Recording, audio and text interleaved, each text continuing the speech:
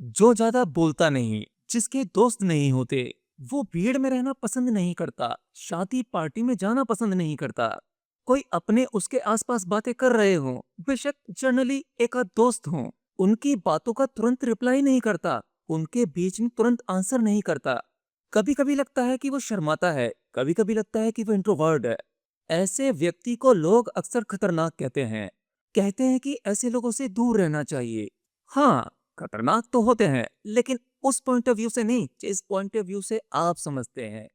तो चलिए आज ऐसे ही लोगों के दिमाग को खोल कर देखते हैं कि ये किस प्रकार के होते हैं, इनका स्वभाव कैसा होता है।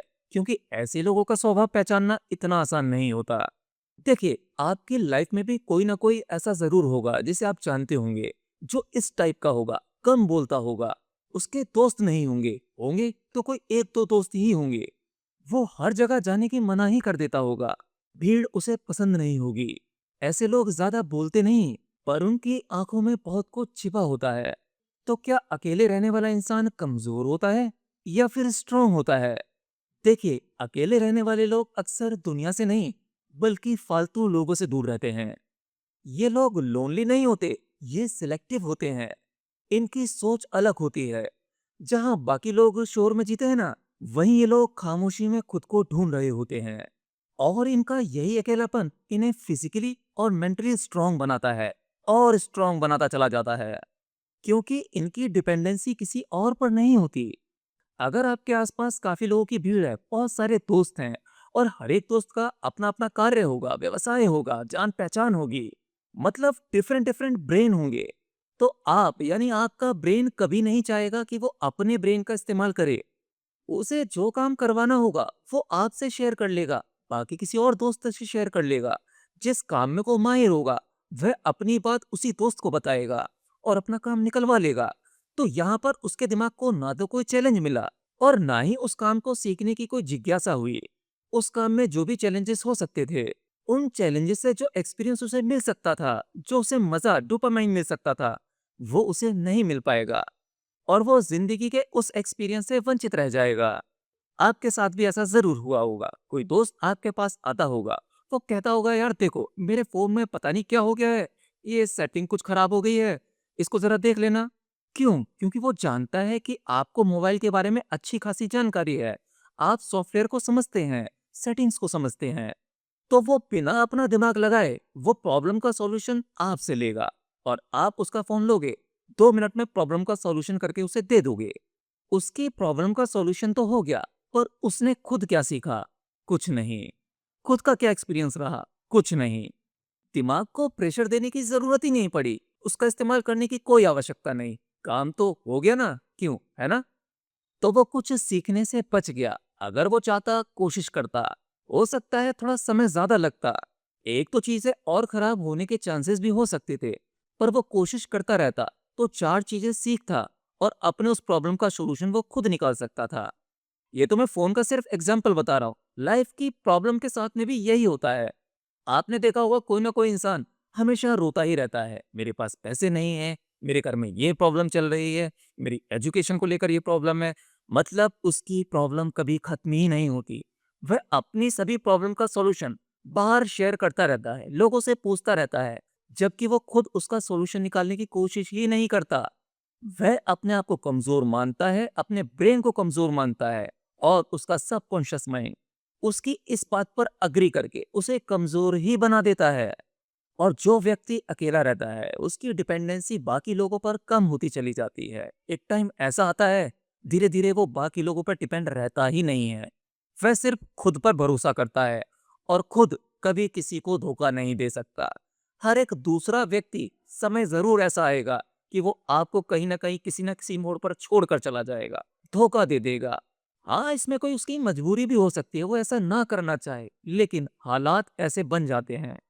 लेकिन जब आपका दोस्त, आपका वो मैं, आपका वो खुद है, सेल्फ है, तो वो आपका साथ कभी नहीं छोड़ेगा। अकेले रहने वाले व्यक्ति का दिमाग सॉल्यूशन खुद ढूंढता है, और सॉल्यूशन ढूंढते ढूंढते शार्प और शार्प होता चला जाता है। सॉल्यूशन ढूंढते समय वो जिन चीजों को सीखता है, उन सभी चीजों में उसका खुद का अनुभव होता है, न कि किसी और का। साइकोलॉजी कहती है कि ऐसे लोग डीप थिंकर होते हैं। गहराई में सोचने वाले होते हैं। ये हर बात को सरफेस पर नहीं लेते, बल्कि हर एक चीज के पीछे का रीजन समझने की कोशिश करते हैं। बाकी लोग चीजों को ऊपर ऊपर से सीखते हैं, ये लोग भीतर से सीखते हैं, उसकी जड़ों तक पहुंचने की कोशिश करते हैं। इनका दिमाग आम लोगों से थोड़ा अलग ऑपरेट करता है। ये लोग ज्यादा ऑब्जर्व करते हैं और बोलते बहुत कम हैं। जहां एक नॉर्मल इंसान हर एक बात का तुरंत रिएक्शन देता है, वहीं ये लोग एनालिसिस कर रहे होते हैं। क्योंकि हमारी ऊर्जा एक समय पर जब दो जगह डिवाइड हो जाती है, तो वो फैल जाती है। ऐसे में जो कुछ होता है, जो कुछ आप कर रहे होते हैं, वो सिर्फ ऊपर ऊपर से होता है, एक मशीन की तरह। क्योंकि जिस समय इंसान बोल रहा होता है, तो उस समय उसकी ज्यादातर ऊर्जा बोलने में खर्च हो रही होती है। और जब कोई इंसान शांत होता है, चुप होता है, तब उसके भीतर विश्लेषण चल रहा होता है, एनालिसिस चल रहा होता है। वह भीतर से खुदाई कर रहा होता है उस सब्जेक्ट की, उस सवाल की, या उस बात की, जिसमें वो बेहतर सॉल्यूशन, बेहतर आंसर ढूंढ पाता है। जबकि वहीं बोलने वाले इंसान ने तो अपनी ऊर्जा बोलते समय खर्च कर दी। अब उसके भीतर जो कुछ चल भी रहा होगा, वो कचरा ही होगा। दूसरी बात, बोलते समय आपका दिमाग ऑब्जर्व नहीं कर पाता या बहुत कम कर पाता है। जब आप चुप होते हो, किसी को देख रहे होते हो, बातें करते हुए सुन रहे होते हो, आप खुद नहीं बोल रहे होते हो, तो आप जाने अनजाने, चाहें या ना चाहें, आपका दिमाग उसे ऑब्जर्व कर रहा होता है, चीजों को सीख रहा होता है, वो सब कुछ अंदर स्टोर कर रहा होता है।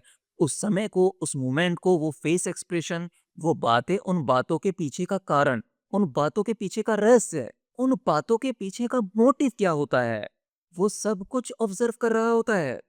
और इसीलिए ये इंसान खतरनाक माने जाते हैं, क्योंकि ये लोग पल भर में किसी को देखते ही बहुत कुछ समझ लेते हैं, बहुत कुछ जान लेते हैं उसके बारे में। क्योंकि इन्होंने अपना समय बाकी आम इंसान लोगों की तरह नहीं गवाया, बिना वजह बोलकर वेस्ट नहीं किया, लोगों की भीड़ में जाकर बर्बाद नहीं किया। इसलिए अकेले रहने वाला व्यक्ति आसानी से किसी को भी पढ़ सकता है, उसके इमोशंस को समझ सकता है। इसीलिए इन्हें खतरनाक बताया गया है, जबकि सही मायने में होता बिल्कुल इसके उलट है। ये लोग खतरनाक नहीं होते, ये हाईली सेल्फ अवेयर होते हैं, इनकी स्ट्रॉन्ग इमेजिनेशन होती है, इमोशनल डेप्थ होते हैं।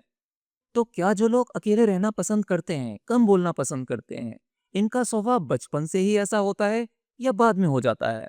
देखिए, कई केसेस में तो कुछ लोगों का स्वभाव बचपन से ही ऐसा होता है, लेकिन कई बार ऐसे लोग जन्म से ही ऐसे नहीं होते।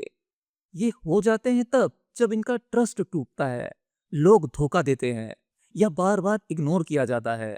इनकी आउटर अपीयरेंस बाकी लोगों की तरह खूबसूरत या हैंडसम नहीं होती, तो ये अपने आप को दबाते हैं, लोगों में एक्सपोज नहीं करते, लोगों की भीड़ में नहीं जाते। क्यों? क्योंकि ये बचते हैं, अपमान से बचते हैं, जिसके कारण कई बार इन लोगों में कॉन्फिडेंस की कमी भी पाई जाती है। ये लोग अपने आप को प्रेजेंट नहीं कर पाते, इसलिए ये लोग खुद को भीड़ से दूर रखना सीख जाते हैं। लेकिन याद रखना, ये लोग भाग नहीं रहे होते, ये खुद को बचा रहे होते हैं। ये लोग अपने सम्मान से बहुत प्रेम करते हैं, क्योंकि खुददार भी होते हैं। इन्होंने जो कमाया है, अपनी मेहनत से कमाया होता है, इसलिए अपमान बर्दाश्त नहीं कर पाते, काफी सेंसिटिव होते हैं, इनका दिल बहुत जल्दी टूट जाता है। लेकिन जब कोई इन्हें प्रेम करता है, तो ये उसके लिए कुछ भी कर सकते हैं, उसके लिए जान भी दे सकते हैं, और पूरा जीवन उसके लिए लॉयल होते हैं, वफादार होते हैं, कभी धोखा नहीं देते। ये लोग कभी भी किसी को नुकसान नहीं पहुंचाते। ये लोग शांति और अकेलापन पसंद करते हैं। देखिए, अकेले रहने वाले लोग खुद के सबसे अच्छे दोस्त होते हैं, किसी पर डिपेंड नहीं रहते, और अपने गोल पर पूरी तरह से फोकस्ड रहते हैं। ये लोग भीड़ को फॉलो नहीं करते, बल्कि अपनी खुद की दुनिया बना लेते हैं, और यही चीज इन्हें बाकी लोगों से अलग बनाती है।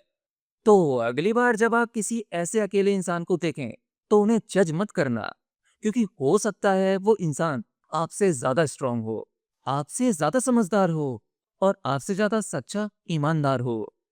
क्योंकि अकेलापन एक कमजोरी की निशानी नहीं, ये कोई कमजोरी नहीं है, बल्कि एक अलग ही लेवल की ताकत है, जो सिर्फ गिफ्टेड लोगों को मिलती है। तो बस, अगर आपको इस वीडियो में बताई गई सभी जानकारी अच्छी लगी हो, थोड़ी सी भी अच्छी लगी हो, तो वीडियो को लाइक कर सकते हैं। बुरी लगी हो तो डिसलाइक कर देना। कुछ पूछना या बताना हो तो कमेंट करके जरूर बताना।